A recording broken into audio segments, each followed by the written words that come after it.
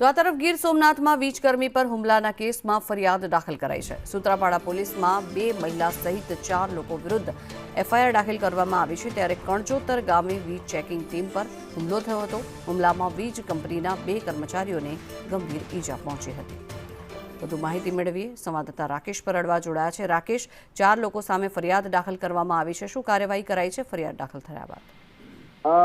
જી જગતા, ગઈકાલે જ્યારે વીજ ટીમ સૂત્રાપાડાના ગ્રામ્ય વિસ્તારમાં ચેકિંગ માટે નીકળી હતી અને કણજોતર ગામે જે ગામ લોકોએ છે તે ટોળું વળી અને જે વીજ ટીમના કર્મચારીઓ પર હુમલો કર્યો હતો। 2 કર્મચારીઓ ઇજાગ્રસ્ત પણ બન્યા હતા। આ મામલે વીજ કર્મચારીઓની ફરિયાદના આધારે સૂત્રાપાડા પોલીસે 4 લોકો વિરુદ્ધ ગુનો દાખલ કર્યો છે, જેમાં ફરજ રૂકાવટ સહિતની કલમોનો ઉમેરો કરવામાં આવ્યો છે અને આ 4 વિરુદ્ધ કાયદેસરની કાર્યવાહી હાથ ધરવામાં આવી છે। જી આભાર રાકેશ સમગ્ર માહિતી બદલ।